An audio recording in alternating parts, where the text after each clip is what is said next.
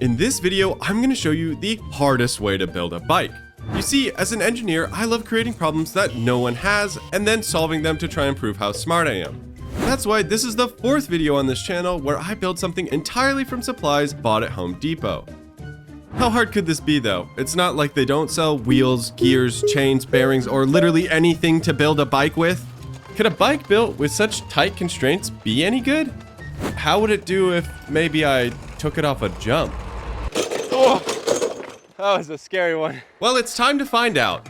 This is not my first time making something from only Home Depot parts, and I've learned from those. It's best to have a reference. So we're gonna be copying this bike one for one. I'm not inventing the bike after all, I'm just building one. Luckily, bike frames are actually pretty simple. They're just two triangles, so it shouldn't take us too long to weld that up. And for that, we'll be using $30 of galvanized conduit. Now, this might look like a bike, but none of these can actually fit together because they're round. So we have to cut all the ends of these and then it can be welded. I'll let you bicker amongst yourselves whether or not conduit is strong enough. All I know is I built Ludwig's chair out of it and he didn't break it, so it's probably fine.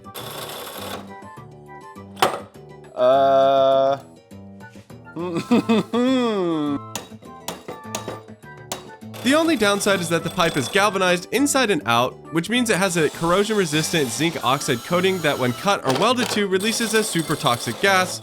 So I need to wear a mask to prevent accidental Immortan Joe transformation, but other than that, because it's so cheap and light, it's a pretty ideal material. Definitely better than black iron or fence post. Looks like a bike frame. Finishing the frame was just the beginning, as it was the first of 4 major steps. Next, we gotta have some way to steer this shit, then it would be good to at least be able to roll, and finally we can get some power behind this thing. Now, for the steering, it's ordinarily made out of 2 separate pieces, because otherwise it can't attach to the frame. Unfortunately, that would require 2 really big bearings, which I couldn't source from anything at Home Depot. Which means it's time for our first creative problem solving. The handlebars and the front fork are just gonna have to be one piece and attached later. That means it's gotta be completely done before I attach it, so I gotta put something on here for the wheels to roll, and that's where we got wheelbarrow bearings, because they're the biggest bearings you can get, unless you're trying to steal them off a riding lawnmower, but those are a little bit more expensive. So, we get 2 bearings per wheelbarrow. We'll also be using these bearings for the back wheels as well as the drivetrain. You might be wondering why I didn't put a bearing in the wheel like a normal bike. Now I am welding the bearings directly on here, and there is a better way to do this, but this is the way that I'm doing it. I'm not painting the Mona Lisa here. Okay, with that done, now you can really see the problem. Answer below, how do we attach the front assembly to the rest of the bike frame? There's actually a pretty simple workaround. In most circumstances, the front wheel of the bike never turns more than 90 degrees in either direction, so I don't need a bearing that lets it go 360. I could simply use a gate hinge.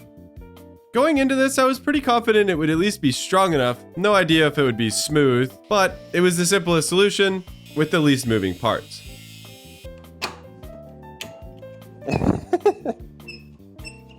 Normally I don't want to hear your guys' opinions, but on videos like these, I'm actually pretty curious to know, could you come up with something different? Knowing what's at Home Depot, what else could I have used?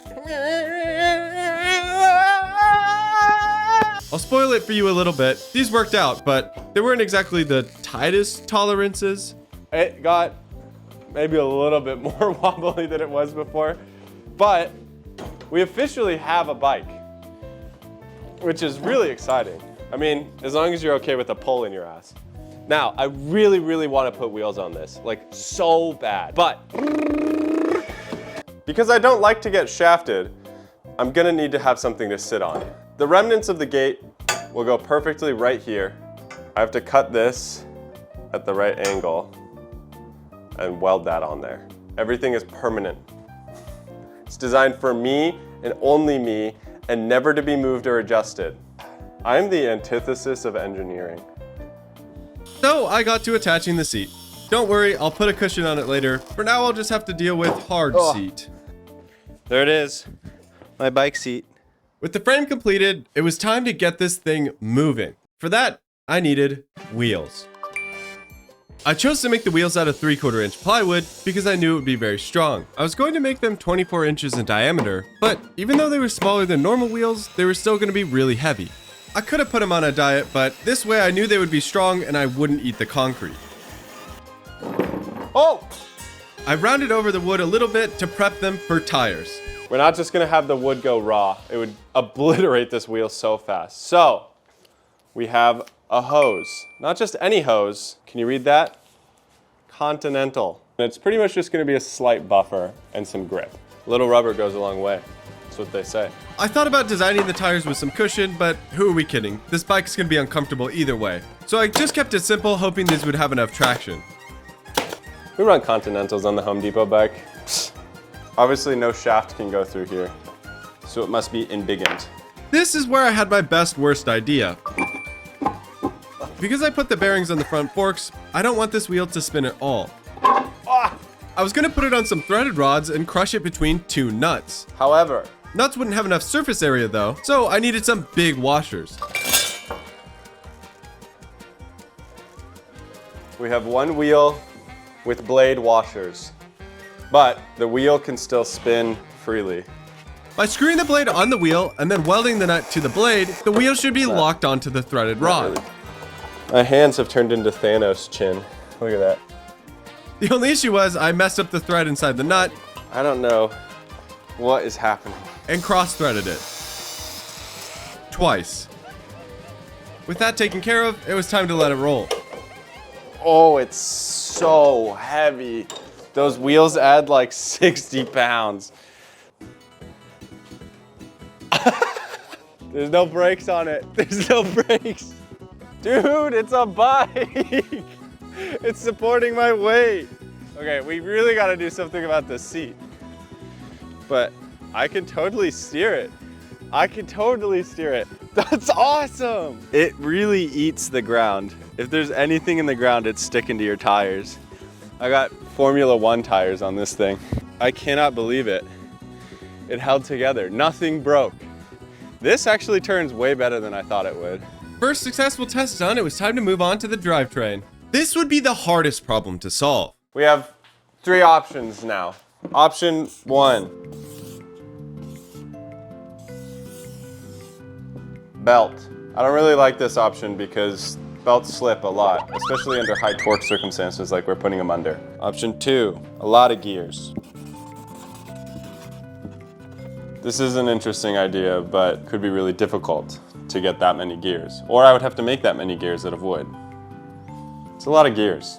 Option number 3. I don't have an option number 3, I lied to you. I don't know what to do.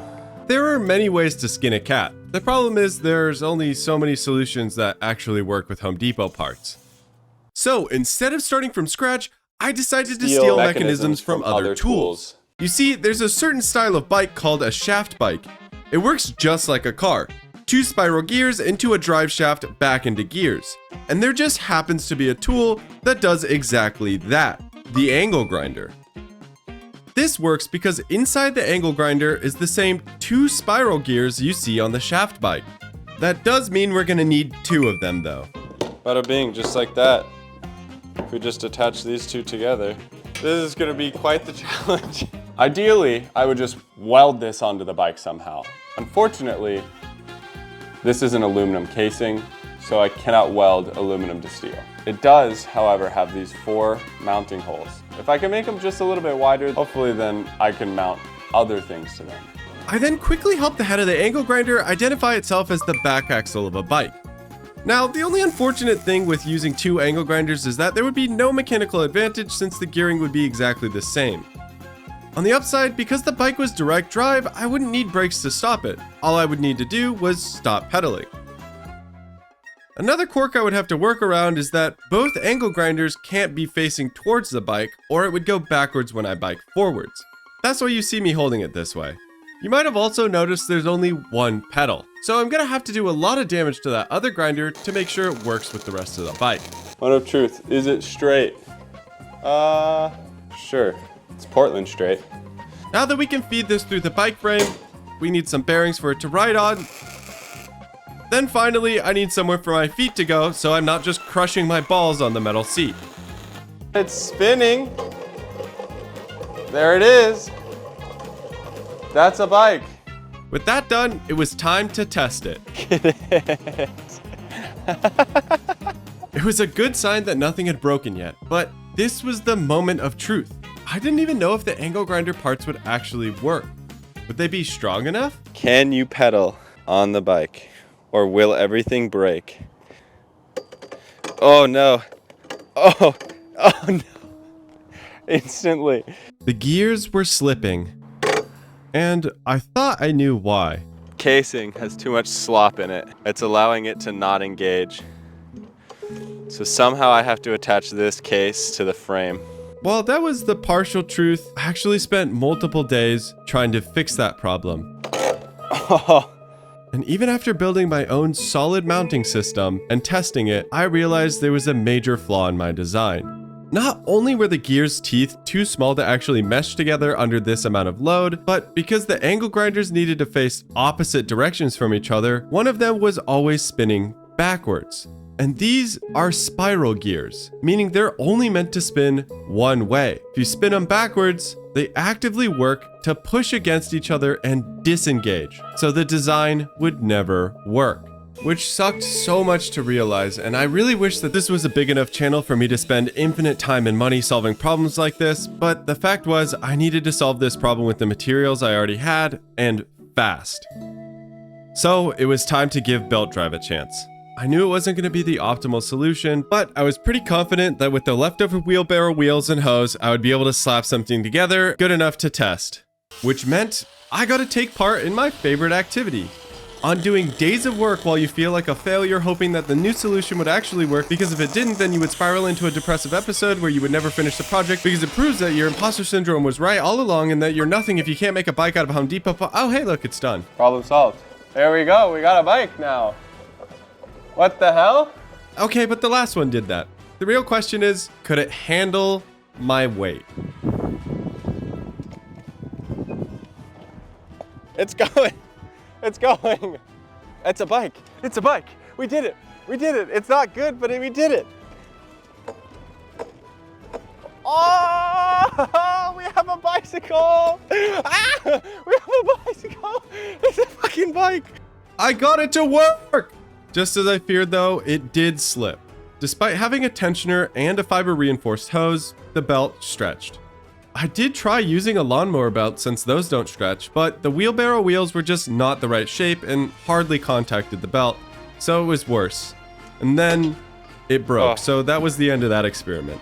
I decided to put some grip tape on the pulleys, which helped just enough to make it rideable, so it was finally time to test this thing.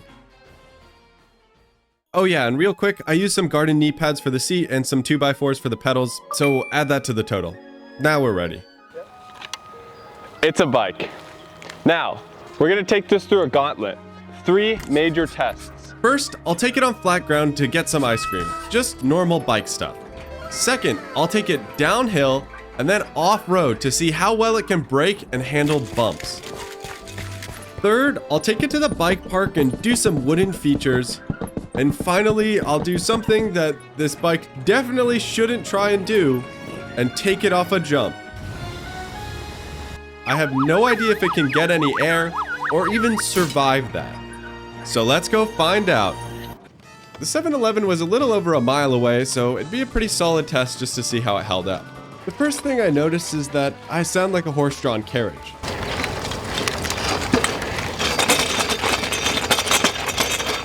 Which didn't affect the performance, but it did help to catch the eyes and ears of some passersby. Thanks, man. The second thing I noticed was that the rubber of the hose stretches when it gets warm, and it was a particularly sunny day. So, as time went on, I lost quite a bit of power. I'm facing the minor incline. My hardest challenge yet. It really can't do it. Come on. Come on.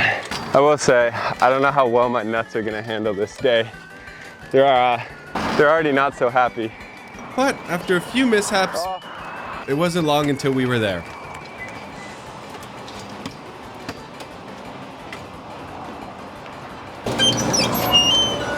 Ice cream. Well, that certainly was a bicycle. Now, that was a pretty mediocre challenge for it, and it still had a hard time. but I did make it. It's a bit underpowered. Any sort of incline, can't do it.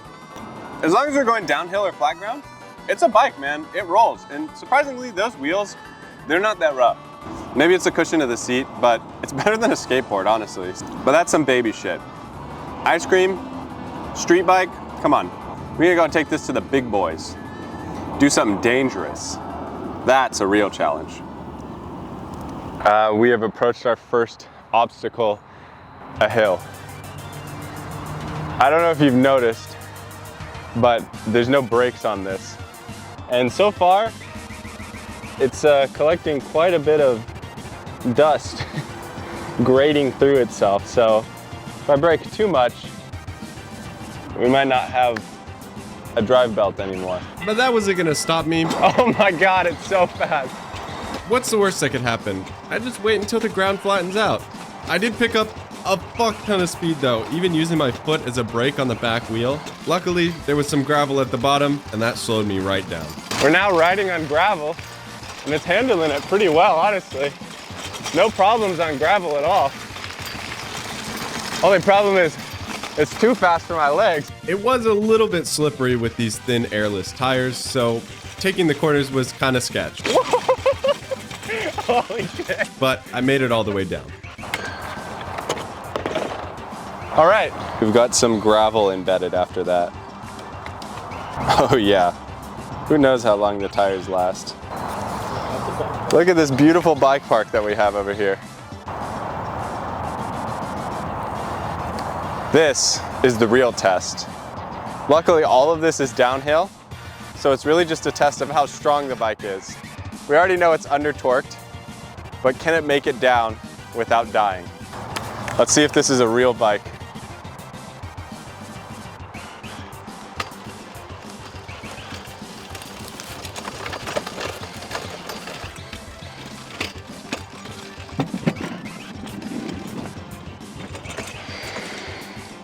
All right, dude.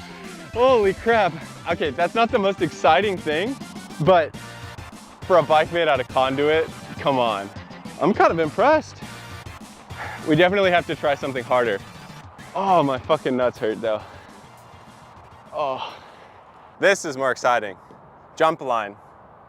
Advanced skill level feature. I definitely couldn't even do this on a normal bike, so if I can do it on this thing, I mean, I'd say that's a pretty good sign. Double black diamond. We're leveling up. I'm gonna break character for a second and tell you that this really intimidated me.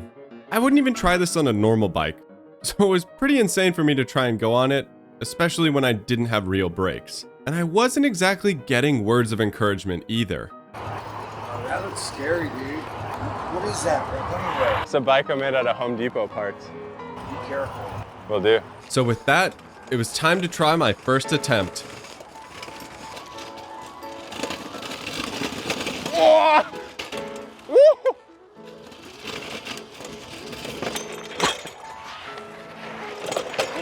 Hey, we made it over one. I'd say that's pretty successful. Not quite a jump though. And I wanted to actually get some air on this thing. But before I could make another attempt, someone else approached me. It was crazy, man. And sending us on a double blacks is crazy. Thank you. I feel pretty crazy. Getting hyped by the youths was all the encouragement I needed to absolutely send this next run. I was determined to get some air. But I might have cooked it just a little too hard. It was way more speed. Holy shit. I broke the seat. I sat on it so hard. Hey, I'm always putting my life at risk. A lot of you hate it, but I know a lot of you love it, so like this video. I was a little bit more cautious after that, so this would be my last run. Either I would get some air, or I was done.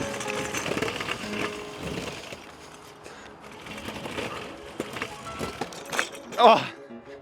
In the end, the bike was just too heavy and I couldn't get the speed, but I went over 2 hills, so I'd call that a success. We did it! We went over a hill! Oh, double black diamond, baby. That's what's up. Let me know you made it to the end of the video by commenting something about rocks. This has no business being as good as it actually is. Frame, solid. Steering, wobbly, but solid. Wheels, didn't break. Drivetrain, definitely the weak link, but it's still in one piece, so I'd call that a victory. All right, there you have it. That's a Home Depot bike. If you want, I have a lot of other Home Depot builds that I've done. Check out this playlist. Otherwise, thank you for watching. Come back again next time for something else stupid.